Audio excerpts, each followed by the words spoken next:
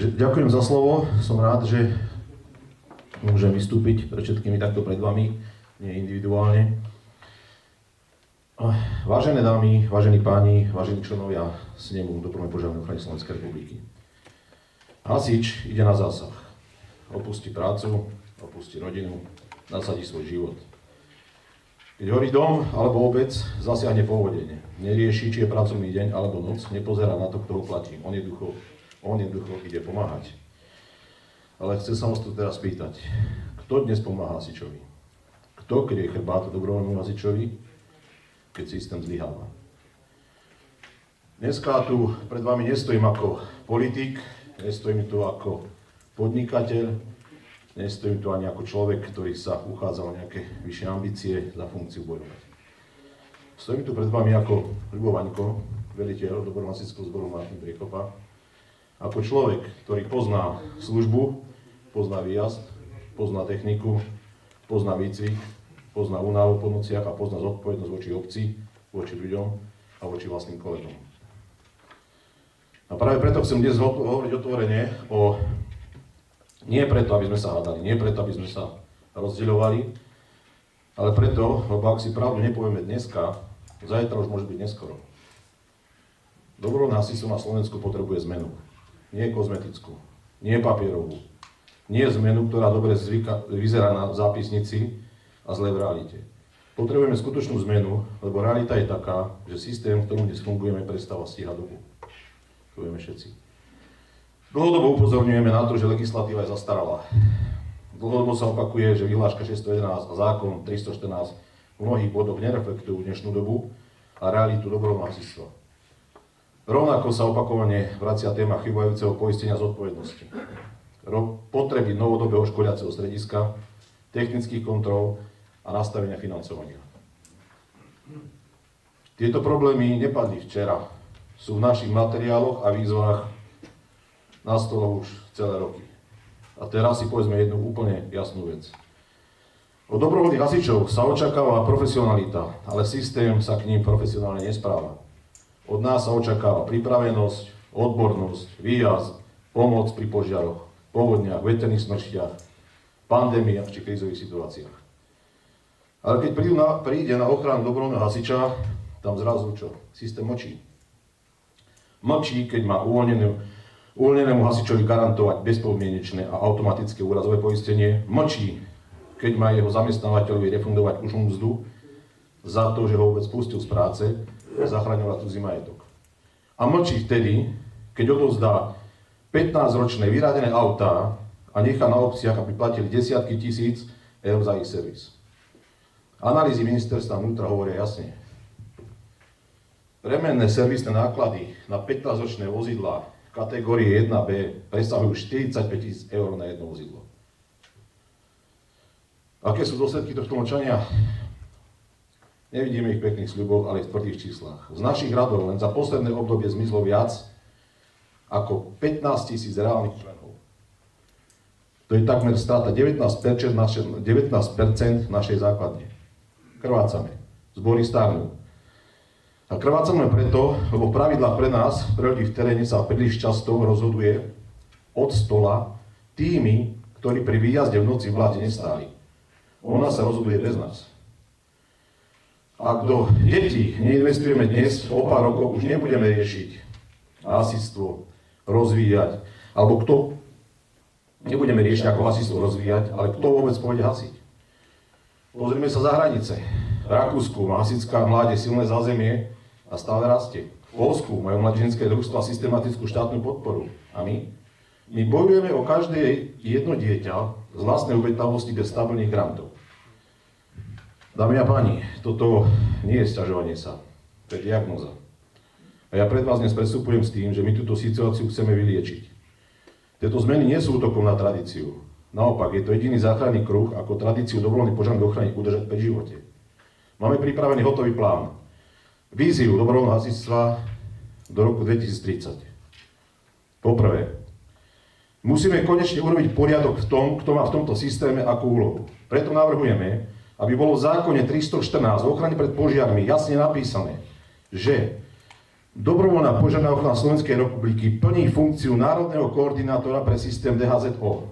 V praxi to znamená, že DPOSR má zabezpečovať odborno-metodickú koordináciu, zastupovať obce a jednotky DHZO voči štátu, podieľať sa na tvorbe legislatívy a mať jasnú úlohu pri prerozdeľovaní systémového financovania.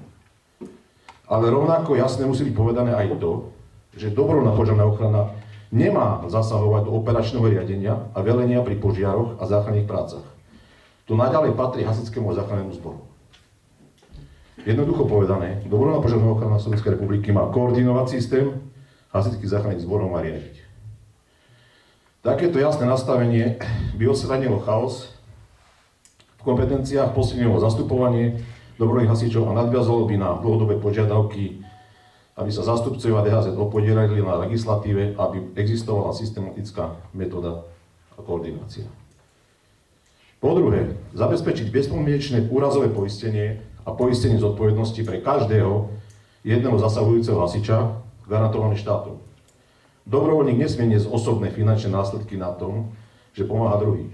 K tomu musíme zaviesť systém refundácie mzdy pre zamestnávateľov. Po tretie, skončíme s almužnami a investujme do prežitia. Povedzme si to na rovinu. Financovanie dobrovoľných hasičov nesmie byť almužnou. Dnešný systém postavený na náhodných dotáciách 3 či 5 tisíc eur je výsmechom do tváre ľudí v teréne. To nepokrie ani základnú prevádzku na to, nie je to ešte rozvoj. Všetci vieme, ako to dneska vyzerá, keď v obci zahúka sirena, nikto sa nepýta, či ste dobrovoľníci. Očakáva od vás výsledok okamžite. Dnes už nehasíme len požiare. Ste to aj vy, ktorí pri pacientoch s defibrilátorom často sú skôr ako je sanitka. A tu musím povedať krutú pravdu. Hasiči dnes masívne dotujú rozpočet ministerstva zdravotníctva. Kým vy a z profesionálnej záchranky stojí štát stovky eur, my ten istý život zachraňujeme vo svojom voľnom čase a zadarmo. Je na čase, aby tento rezort spolu s dopravou a životným prostredím začal platiť za muziku, ktorú si u nás objednáva. Náš plán na rok 2027 preto prináša férových 37 miliónov eur, ktoré treba rozdeliť podľa následovných kritérií a kritérií v teréne. Moderná technika 15 miliónov. Pri cene 450 000 eur za novú cisternu vymeníme 33 kusov techniky ročne. To je to minimum, aby sme v kopcoch nesedeli v 40-ročných črepoch. A nové pravidlo. Ak obec dostane auto po profesionáloch, štát ho musí najprv opraviť. Obec nesmie prerábať a získavať ďalší náklad do obce. Po druhé, dôstojné zbrojnice 8 miliónov eur. Pri investícii 50 000 na jednu obnovu zbrojnice zmodernizujeme 160 zbrojníc ročne. Hasič sa nepotrebuje po zásahu umyť, technika sa musí byť teplé, voda čerpaná takisto a baterky defibrilátora to isté, nesmú zamrznúť. Štát šetrí v tomto prípade na nesprávnom mieste. Po tretie, akcieschopnosť DHZO 7,5 milióna eur. Štát musí dorovnať infláciu, aby technika naozaj nezostala v garáži pri prázdnej nádrži a dedina nedostala bez pomoci.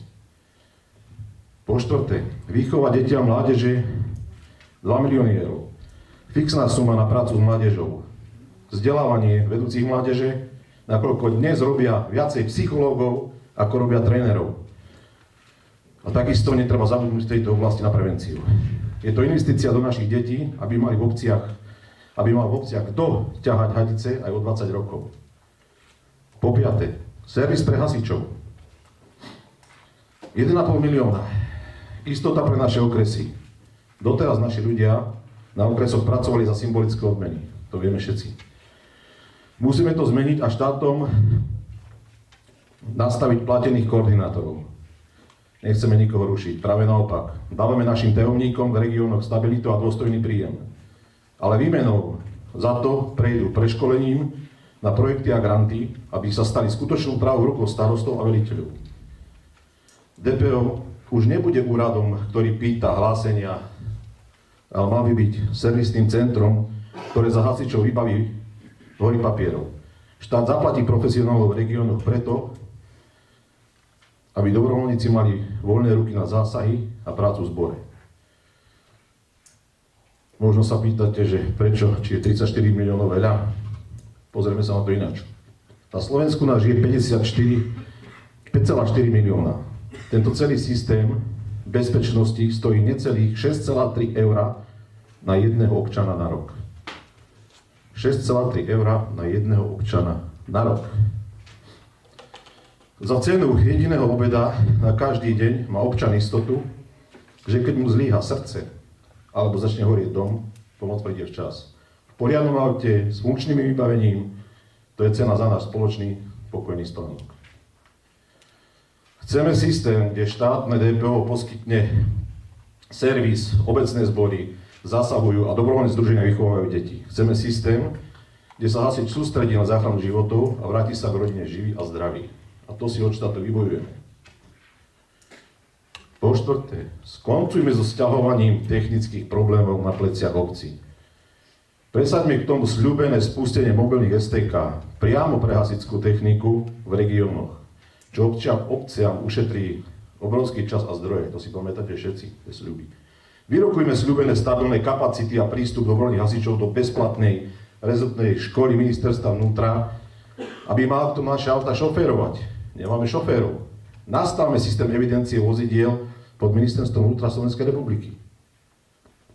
Povedzme si to otvorene a s rešpektom. Vy ste tí najdôležitejší zástupcovia dobrovoľného hasičstva vo svojich okresoch.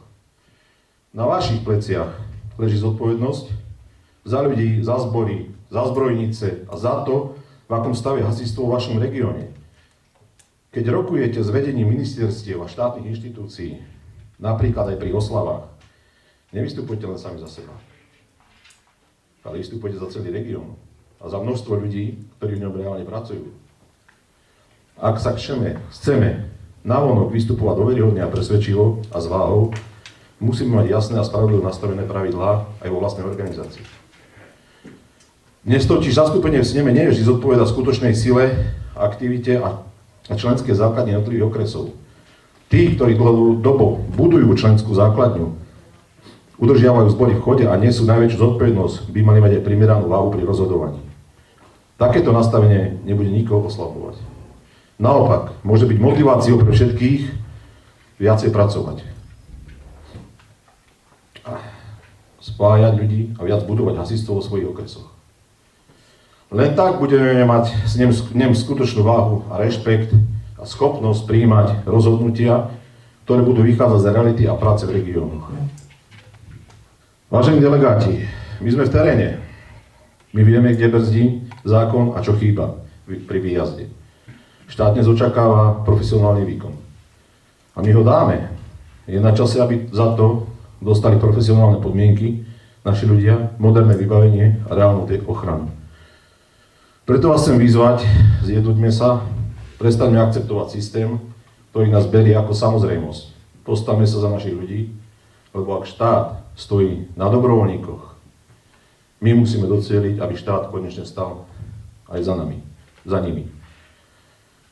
Na záver mojej krátkej reči mi dovolte troška aj vás pozvať tu, keď sme v Martine, do Hasičského múzea. Pozvánku som posielal mailom tu, takže po skončení s ňou budem rád, ak sa vieme stretnúť. Uvidíte kus našej práce, kus histórie vašich predkov a vašich kolegov, ktorí majú techniku na múzeu odloženú. Takže ďakujem vám za vašu pozornosť a prajem vám príjemné jednodnie.